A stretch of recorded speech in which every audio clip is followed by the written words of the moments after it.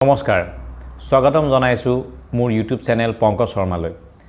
আজিৰ আমাৰ ভিডিঅ'ৰ বিষয়টো হৈছে সিবিল স্কোৰ কি এই সিবিল স্কোৰ যদি আপোনাৰ ডাউন থাকে বা সিবিল স্কোৰ যদি কমি থাকে তেতিয়া আপুনি কি সমস্যাৰ সন্মুখীন হ'ব পাৰে আৰু সিবিল স্কোৰ কি কাৰণত ডাউন হয়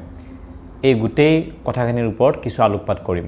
তেন্তে আহক বিলম্ব নকৰি আজিৰ ভিডিঅ'টো আৰম্ভ কৰো এতিয়া সিবিল স্কোৰ কি সিবিল মানে হৈছে আপোনাৰ credit information bureau India limited ইয়াকে আমি চমুকৈ সিবিল বুলি কওঁ এই সিবিলে কি কৰে এই সিবিল এটা সংস্থা যেটো সংস্থাই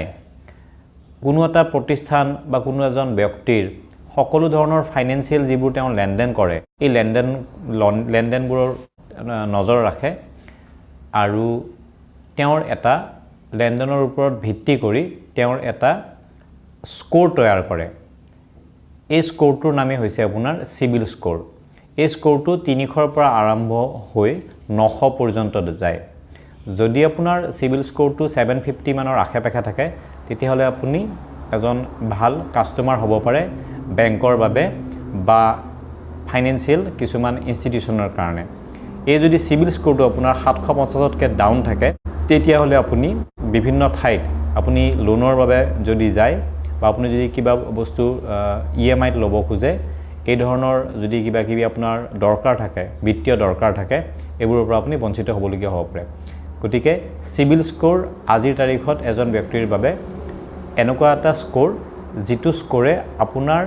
লেনদেনৰ যেটো চৰিত্ৰ বা যেটো আপোনাৰ লেনদেনৰ যেটো আপোনাৰ অভ্যাস বা লেনদেনৰ যেটো আপোনাৰ হিষ্ট্ৰী কোনোবা এটা অনুষ্ঠানত আপুনি লোন লৈ পেলাই কোনোবা বিত্তীয় প্ৰতিষ্ঠানত লোন লৈ পেলাই যদি আপুনি লোনটো কিস্তিসমূহ সময়ত পৰিশোধ কৰা নাই তেতিয়াহলে এই স্কোৰটো ডাউন হৈ গৈ থাকে যদি আপুনি ক্ৰেডিট কাৰ্ড ইউজ কৰে ক্ৰেডিট কাৰ্ডৰ বিলসমূহ আপুনি সময়ত নিদিয়ে তেতিয়া আপোনাৰ স্কোৰবোৰ আপোনাৰ ডাউন হৈ গৈ থাকে যদি আপুনি কাৰোবাক চেক দিছে চেকবোৰ বাউন্স হয় তেতিয়া আপোনাৰ স্কোৰটো ডাউন হৈ গৈ থাকে গতিকে এই গুটে আপোনাৰ বিত্তীয় যিখিনি আপোনাৰ লেনদেন এই লেনদেনবোৰৰ যেটো তথ্য এই তথ্যসমূহ সেই বিত্তীয় প্ৰতিষ্ঠানটোৱে বা সেই বেংকটোৱে যেটো বেংকত আপুনি লোন লৈছে বা যেটো বিত্তীয় প্ৰতিষ্ঠানৰ দ্বাৰা আপুনি আপোনাৰ বাইকখন লৈছে বা ফ'ৰ হুইলাৰখন লৈছে এই গুটেই তথ্যবোৰ সিবিল নামৰ সংস্থাটোক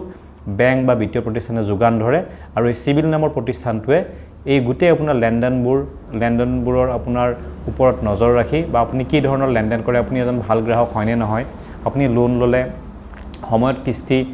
আগলৈ আপুনি দিব পাৰিব নে নোৱাৰে এই গুটেইবোৰৰ এটা তেওঁলোকে আভাস পায় আভাসখিনি ক'ৰ পৰা পায় আপোনাৰ আগৰ হিষ্ট্ৰীৰ পৰা গতিকে আগৰ হিষ্ট্ৰী যদি আপোনাৰ ভাল তেতিয়া হলে আপুনি ভাল ধৰণে নতুনকৈ আকৌ লোন পাব আপোনাৰ স্কোৰটো হাই হৈ গৈ থাকিব আৰু যদি আপুনি আগতে